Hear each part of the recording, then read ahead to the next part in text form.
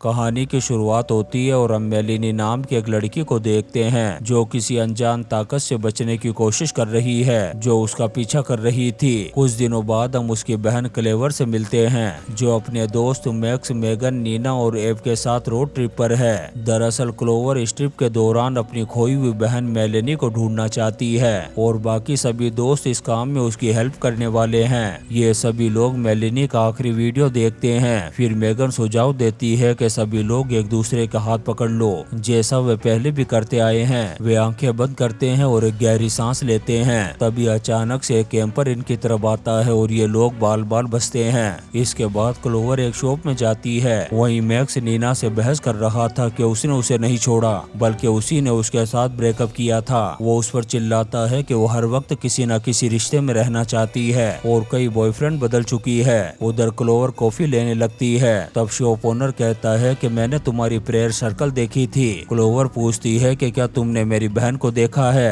तब वो बताता है कि ग्लोर वैली में कई लोग लापता हो रहे हैं। वहीं एव को पता नहीं था कि ये ट्रिप क्लोवर की बहन को ढूंढने के लिए है। उसे यही लग रहा था कि ये मस्ती करने का प्लान है। बाकी लोग मानते हैं कि क्लोवर का ध्यान बटाने के लिए अच्छा है क्योंकि हाल ही में उसकी माँ की मौत हुई थी। वे सभी लोग ग्लोर वैली की तरफ बढ़ते हैं लेकिन रास्ते में एक भयंकर तूफान इन्हें डराता है। वे सभी वापस लौटने के बारे में सोचते हैं लेकिन एब और मैक्स आगे बढ़ना चाहते थे। थोड़ी देर बाद ये सभी लोग एक ऐसी जगह पर पहुंचते हैं जहां पर बिल्कुल भी बारिश नहीं हो रही होती, सिर्फ इनके चारों तरफ ही हो रही थी। ये सभी एक रहस्यमय घर के पास रुकते हैं और महसूस करते हैं कि तूफान सिर्फ एक तरफ से ही आ रहा है, इसलिए वापस जाना नामुमकिन है। क्लोवर घर के बाहर ही रुकी हुई थी। वो हाथ बाहर निकाल कर के बारिश को महसूस करती है और बाकी सभी लोग घर के अंदर जा चुके थे। अंदर कोई नहीं होता। ये सभी लोग कमरे देखने लगते हैं। मेगन को पता चलता है कि पानी की सप्लाई बंद है। एब अपना कैमरा निकालता है और एक अजीब तरह के पोस्टर को फाड़ता है जिसके पीछे गायब हुए लोगों के पोस्टर लगे हुए थे जिसमें एक मेलिनी का भी होता है। बाहर ग्लोवर को किसी की परछाई दिखाई देती है और सोचती है कि शायद वो उसकी बहन मेलिनी होगी, लेकिन तभी मैक्स उसे पीछे खींच लेता है। उधर नीना को एक नोटबुक मिलती है जिसमें कई बार मेलिनी का नाम लिखा हुआ था। हर बार लिखावट और भी ज्यादा डरावनी होती जाती है। एब सबसे कहता है कि उन पोस्टर पर सिर्फ तस्वीरें हैं, बाकी किसी का भी नाम, एड्रेस कुछ नहीं। क्लोवर भी अंदर आ जाती है और उस नोटबुक में अपनी बहन की लिखावट को पहचानती है जिस पर ग्लोर वैली लिखा होता है। वे देखते हैं कि एक रेत घड़ी अपने आप चलने लगती है। तभी अचानक से इन्हें कोई आवाज सुनाई देती है बाहर से। वे देखते हैं कि किसी ने उनकी गाड़ी चुरा ली है। अब वे सभी घर में तलाशी लेते हैं ताकि कोई सुराग मिल जाए। ऐसे ही ढूंढते ढूंढते ये तहखाने में पहुंच जाते हैं जहां पर क्लोवर को एक मोबाइल मिलता है जो बिल्कुल भी काम नहीं कर रहा था। मेगन ऊपर स्टेशन से किसी को कॉल करने की कोशिश करती है। नीना और एब को भी कुछ अजीबोगरीब आवाजें सुनाई देती है और एब उन्हें देखने जाता है। नीना उसका नाम लेते हुए उसे आवाज देती है लेकिन तभी अचानक से वो चीख पड़ती है क्योंकि एक नकाबपोश ने एब का काम तमाम कर दिया था। बाकी लोग उसकी चीख सुनते हैं और छुप जाते हैं। मैक्स उस नकाबपोश पर हमला करता है लेकिन उस पर कोई भी असर नहीं होता। वो मैक्स की आंख में नुकीली चीज घोंप देता है और मेगन ये सब कुछ देखती है। फिर वो मेगन को पकड़ता है और कोठरी से बाहर खींचकर उसे जमीन पर पटक कर के मार देता है। क्लोवर पीछे से उसे चाकू मारती है लेकिन वो फिर भी नहीं रुकता और उसका पीछा करना शुरू कर देता है, लेकिन अंत बहुत बुरा होता है। रेत घड़ी का समय पूरा हो जाता है और सब कुछ फिर से शुरू हो जाता है। अब नीना को नोटबुक में किसी और की लिखावट नजर आ रही थी। वहीं क्लोवर, एब, मैक्स और मेगन फिर से वहीं पर लौट आते हैं। उन्हें लग रहा था कि वे लोग अभी भी जिंदा हैं, लेकिन असल में वे भी पहले के लोगों की तरह गुमशुदा हो चुके थे। मेगन कहती है कि मुझे महसूस हो रहा है जैसे कोई बुरी शक्ति हमारी तरफ बढ़ रही है। तभी अचानक से दरवाजा खुलता है। वे सभी उसे बंद करने के लिए दौड़ते हैं लेकिन मेगन अब अजीब तरह का बर्ताव कर रही थी और कहती है कि आज रात और भी ज्यादा भयानक होगी। फिर उसके शरीर की हड्डियां चटकने लगती है और वो जोर से चीखती है। चारों तरफ अंधेरा ही अंधेरा था। जब ये लोग टॉर्च जलाते हैं तो देखते हैं कि मेगन हवा में तैर रही है। उसकी आवाज बदल जाती है और वो एक एक करके उन सभी लोगों की आवाज की नकल करती है जो पहले मारे जा चुके थे। फिर वह कहती है उसे अंदर मत आने देना। तभी उसकी गर्दन टूट जाती है और वो जमीन पर गिर जाती है। इसी बीच कोई नॉक करता है दरवाजे पर। बाहर जो थी वो खुद को मेलिनी बता रही थी। ये सुनकर के क्लोवर दौड़ती है दरवाजा खोलने के लिए। जब वो दरवाजा खोलती है तो बाहर कोई भी नहीं था।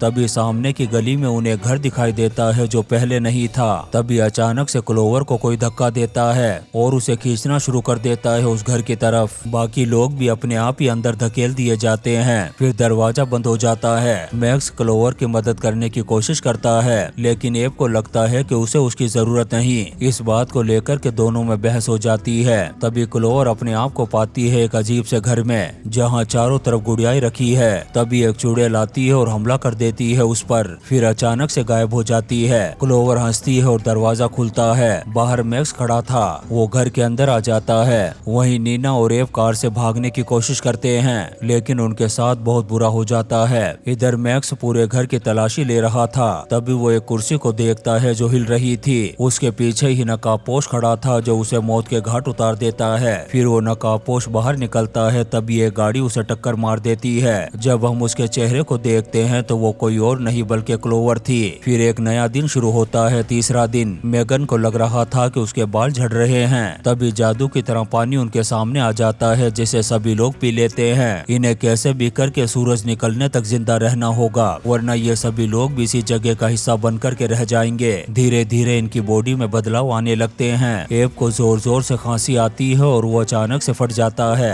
अब नीना की बारी थी, उसने भी वही पानी पिया था। इसके बाद मेगन की टांग, फिर पेट फटता है और वो भी गायब हो जाती है। मैक्स देखता है कि सूरज निकलने वाला है और शायद वो दोनों जिंदा बच सकते हैं, लेकिन क्लोवर चाहती है कि वे सभी मरे और फिर से ये सब कुछ शुरू हो जाए ताकि वो बाकी लोगों को बचा सके। तभी मैक्स भी फट जाता है और अब क्लोवर अकेली रह जाती है। तभी एक आदमी आता है उसके सामने और कहता है कि वो लगभग कामयाब हो गई थी और यूं ही इंतजार करने से कुछ हासिल नहीं होगा। फिर क्लोवर भी फट जाती है। अब नया दिन शुरू होता है और क्लोवर पहचान जाती है उस आदमी को। वो था डॉक्टर एलन। दरअसल 20 साल पहले इस जगह पर एक भयावह हादसा हुआ था और पूरा कस्बा इस जमीन में दफन हो गया था। वो दरवाजा जो इनके सामने है शायद एक रास्ता हो सकता है यहाँ से बाहर निकलने का, लेकिन डरावनी आवाजें उन्हें पीछे हटा देती है। मैक्स एक टेप को प्ले करता है जिसमें वो आदमी खुद पर एक्सपेरिमेंट कर रहा था। वो शिकायत करता है कि उसे रोजाना क्यों मार दिया जाता है।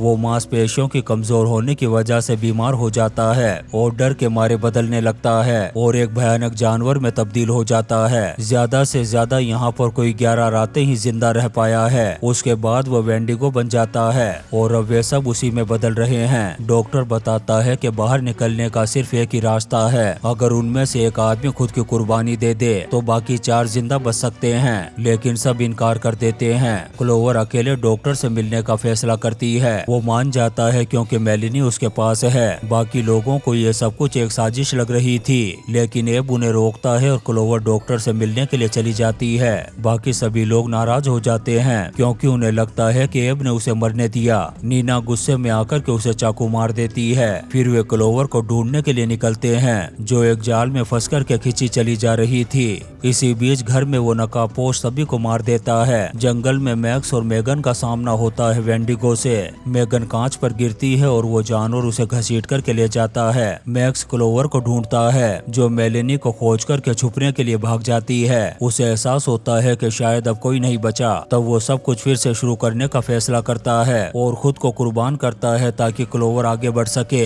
एक नया दिन शुरू होता है, लेकिन अब कुछ अजीब हो रहा था। इन सभी को लग रहा था कि सिर्फ 4 रातें बीती है, लेकिन नीना को पता चलता है कि 13 रातें बीत चुकी है और 11 रातों से ज्यादा कोई भी जिंदा नहीं बचा है। वह देखती है कि मेगन कहीं दिखाई नहीं दे रही। उसे लगता है कि वह भी उस रात का हिस्सा बन चुकी है। एब को याद आता है कि उसने कुछ रिकॉर्ड किया था, पुराने दिनों के कुछ फुटेज। तभी खिड़की से वे कुछ लोगों को देखते हैं जो इन्हीं की तरफ आ रहे थे। क्लोवर जल्दी से उन्हें सुरंग के रास्ते भागने के लिए कहती है क्योंकि यही उनकी आखिरी उम्मीद है। वे सभी भागने लगते हैं यहाँ से, लेकिन रास्ते में उनका सामना होता है एक अजीबोगरीब जानवर से। क्लोवर उस प्राणी को चकमा देती है और मेलिनी को एक गड्ढे में धक्का दे देती है ताकि बाकियों को समय मिल सके। बाकी लोग एक विशाल आदमी से लड़ते हैं और किसी तरह से उसे खत्म कर देते हैं। उधर क्लोवर उस प्राणी से बचकर के मेगन की तरफ बढ़ती है जो वेंडिगो के चंगुल में फंस चुकी थी। क्लोवर जैसे ही डॉक्टर के रूम में पहुंचती है तभी अचानक से वो सामने आ जाता है। तभी क्लोवर उसकी टेबल से एक कप सरकाती है और उसमें से एक बूंद पानी टपका करके डॉक्टर को देती है। वो जैसे ही पानी पीता है एक धमाके के साथ खत्म हो जाता है। क्लोवर जल्दी से मेगन को आजाद कर देती है और जैसे तैसे बाहर का रास्ता ढूंढ करके वहां पर पहुंच जाती है जहां बाकी लोग पहले से ही मदद के लिए मौजूद थे। समय खत्म होता है और सब कुछ सामान्य हो जाता है। वे एब के साथ कार में बैठते हैं और यहाँ से निकल जाते हैं। फिर कैमरे में नजर आता है कि एक कार उसी जगह पर लौट रही है। सीटी की आवाजें आती है और सामने आता है डॉक्टर एलन जो अभी भी जिंदा था। और इसी सीन के साथ ये शानदार मूवी अनटिल डाउन खत्म हो जाती है। दोस्तों, हम आपके लिए ऐसी ही इंटरेस्टिंग मूवीज एक्सप्लेन करते रहेंगे, तो आप चैनल को सब्सक्राइब जरूर करें और लाइक और कमेंट्स भी करें। Thank you.